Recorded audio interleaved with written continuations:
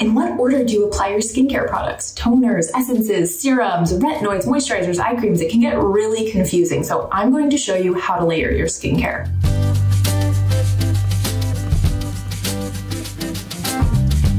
I'm Dr. Sam Ellis. I am a board-certified medical and cosmetic dermatologist in Northern California, and I'm here to help you understand your skin and find products that work for you. So if that sounds good, give this video a thumbs up, and don't forget to subscribe to the channel.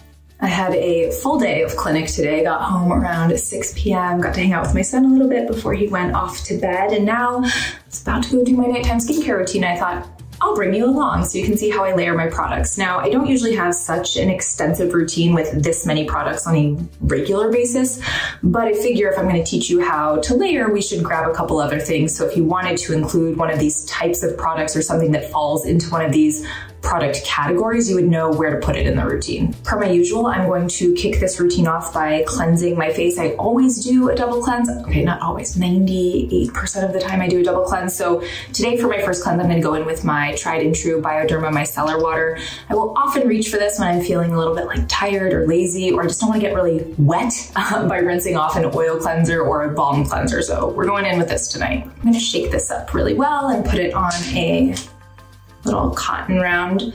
If you're a better person than me, you'll put this on like a bamboo reusable cotton round. And I'm just gonna start swiping this over my face. So we're just gonna take off my sunscreen, the little bits of foundation and concealer that I had on. And then so you can see, little, And then I'm gonna go in with a second round to kind of take off my eye makeup. So we'll do that real quick.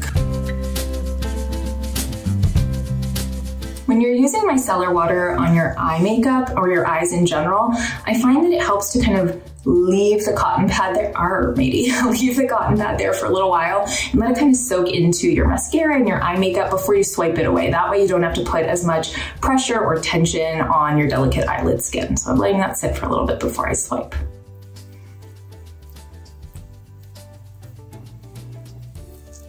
You can see, ta-da!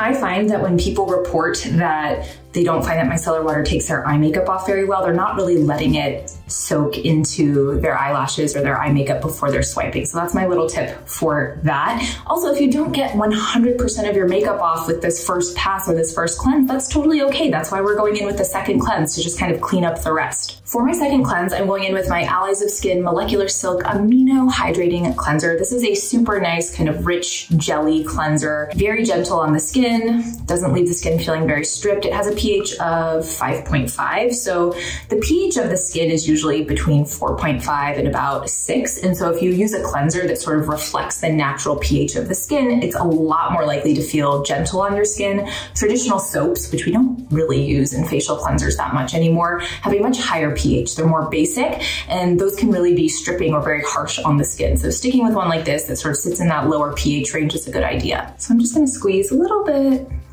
off on the hand. That's about how much I use, the size of like a blueberry. So you can see it's like this jelly. I don't know, it's kind of fun. I'm just gonna get my hands a little bit wet, lather that up in my palms. So you can see kind of like a very mild lather. Start washing the face. My micellar water really removed most things. I'm just using this to sort of clean up any residue. And when we're thinking about layering skincare products, it's really helpful to start with a very clean canvas. Not like squeaky clean, strip your skin kind of clean, but just no leftovers from the day. That's gonna help everything layer really well and not pill up or ball up on the skin. Don't forget the neck. All right, I'm gonna rinse. So we've got a nice clean canvas. Let's talk about layering, because the reality is no matter how many TikToks or Instagram reels or tweets that you read about the proper way to layer skincare, there is not that much evidence to prove that one ingredient or one product has to be layered under or over anything specific.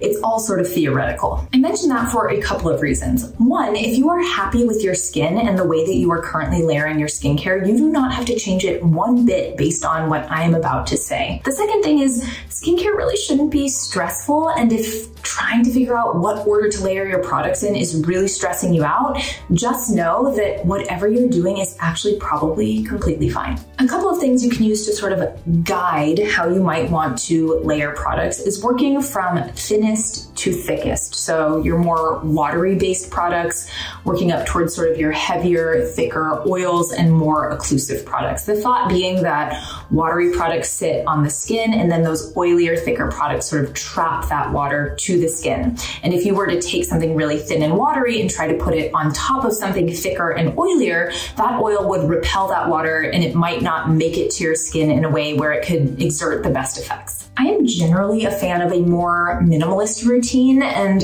one of the reasons is because I just don't have as much time as I used to commit to my nighttime skincare routine. Like when I want to go to bed, I want to go to bed. The other thing is the more products that you add to your routine, the more uncertainty there is in terms of how those products are actually interacting with your skin and even how they're interacting with one another. Are they diluting one another? Are they deactivating one another? That's not that likely, but I feel like it's talked about a lot. So sometimes having more variables in the equation makes everything more complicated than it needs to be. It's also why I tend to be a fan of products that contain more than one active ingredient or a few different beneficial ingredients so that you're accomplishing a lot more in a single skincare step. I know there are some skincare lines that are more well known for sort of selling individual compounds or individual ingredients, but when you have to start layering all of those products on top of each other, that's when that uncertainty comes in. And that's when I see people coming into my clinic, dumping out a huge bag of products. We line them all up and it's like, yeah, how could you ever fit all of those in your routine? Like, that's not realistic. So one, anytime you are putting something in your routine, you really need to think like, why is this in my routine? What am I accomplishing? Is this skincare intentional? We're all about intentional skincare.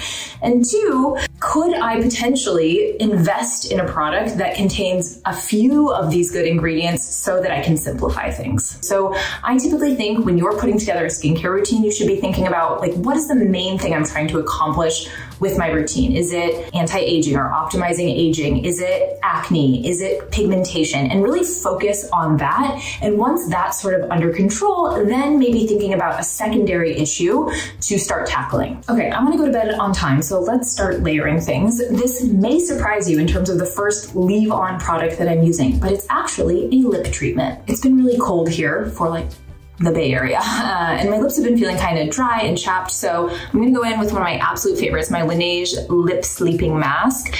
This stays on your lips all night. She is sticky, but she's good. And the reason I'm putting my lip mask on first is because I'm going to be putting some other ingredients on later in my routine that have the potential to be irritating to the delicate lip skin.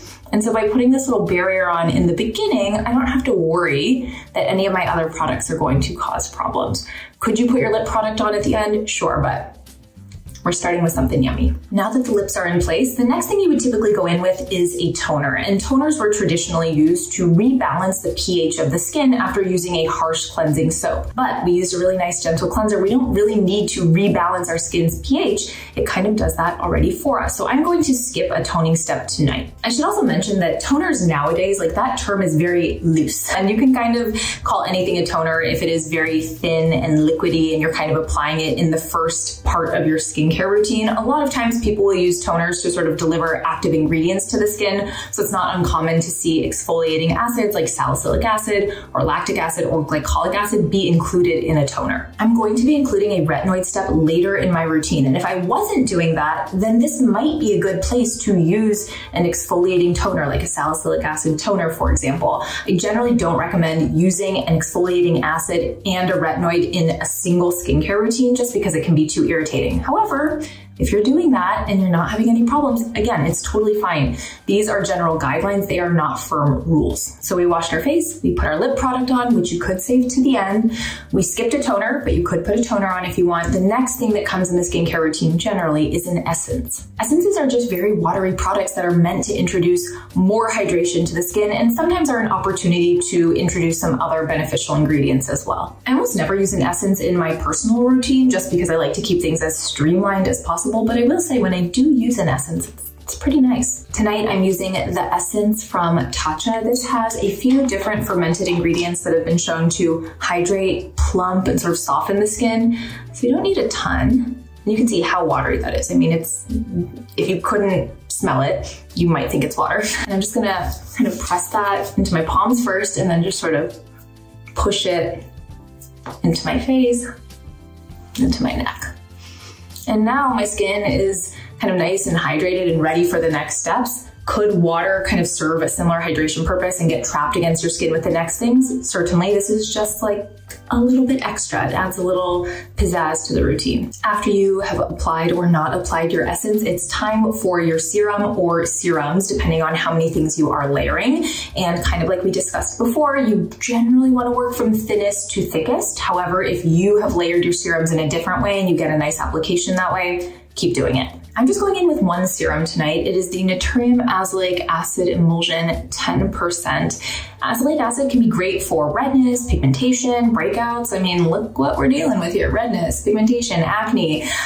I should say, when I first started my YouTube channel, I never would have filmed a routine when I was having a breakout like this. I was so self-conscious, but I feel like there's some power in standing in the skin that you have and being a dermatologist, representing that even when you have access to all the skincare products, all the knowledge, all of the technology, that you can still have quote unquote bad days with your skin, and that's okay. And if you're sitting here judging me because I have breakouts on my skin, find something better to do. But if you are sitting here watching this feeling more empowered and comfortable in your skin because you know someone else struggles with their skin too, that is really what I am here for. Not just to help you feel more confident with skincare, but just more confident with your skin. Anyway, going in with this serum, I do work with Naturium, but I think this is a lovely azelaic acid serum. Paula's Choice also makes a great over-the-counter azelaic acid serum. Azelaic acid is kind of traditionally hard to formulate with. It gets real gritty and grainy, so there are a lot of bad azelaic acid products out there. That's how much I'm using for my whole face. I'm just gonna start on the cheeks, kind of the areas where I'm having the most problems, and then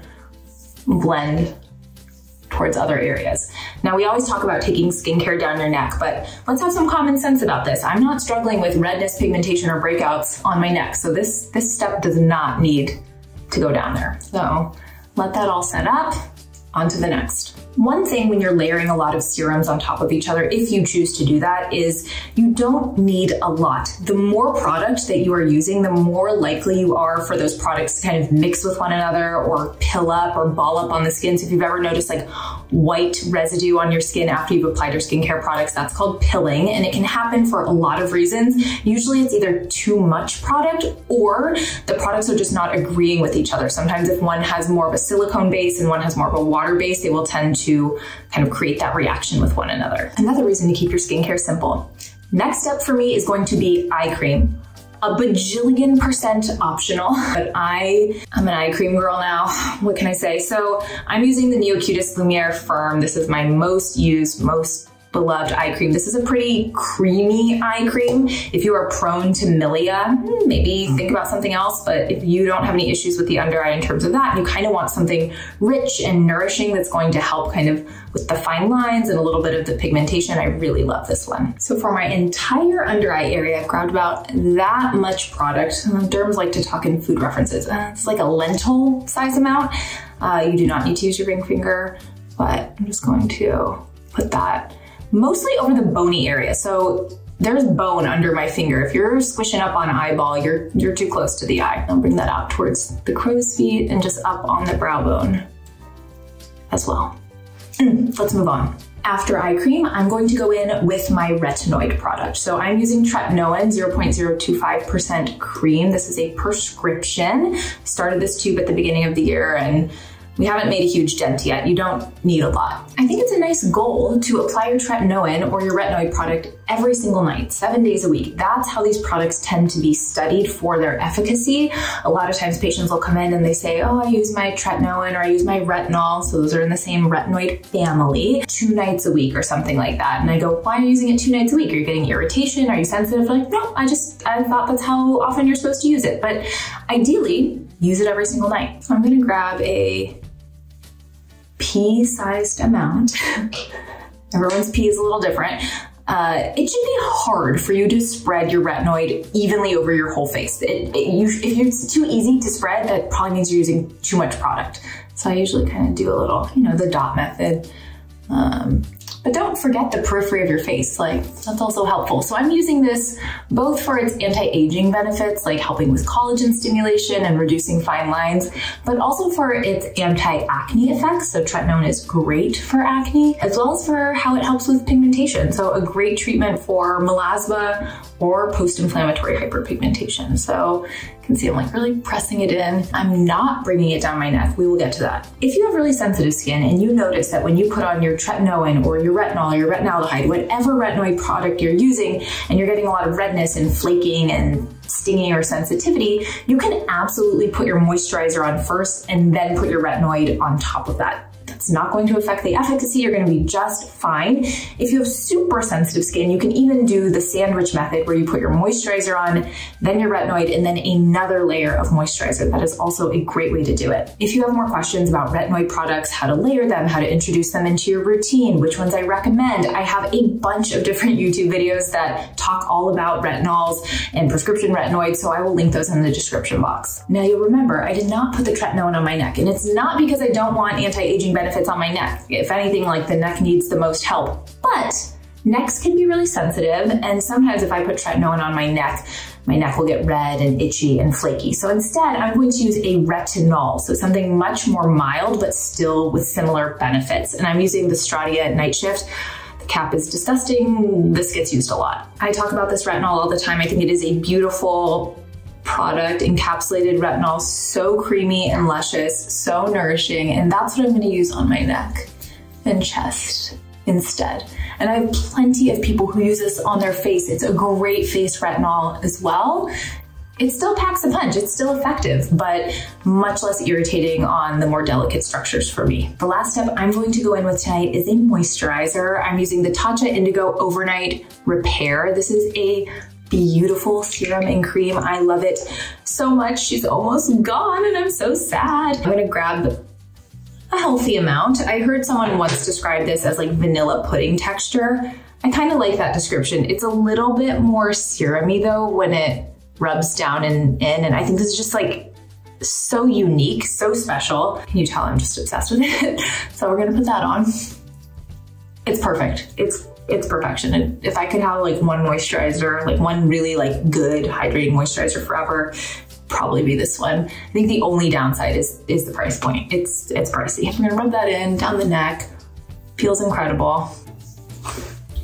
Okay, that's on. I would say most people stop their routine here, although there are some people who love a face oil, and you could now use a face oil on top of your moisturizer. You could totally use a face oil under your moisturizer too. That's not a rule that you have to put face oil on top of moisturizer. I personally very much dislike the feel of face oils for my skin, so I'm going to skip that step. And that's how we do it. If you have any questions about layering skincare, put them in the comments below. As always, thank you so much for watching. Don't forget to like this video and subscribe to the channel, and I will see you next time.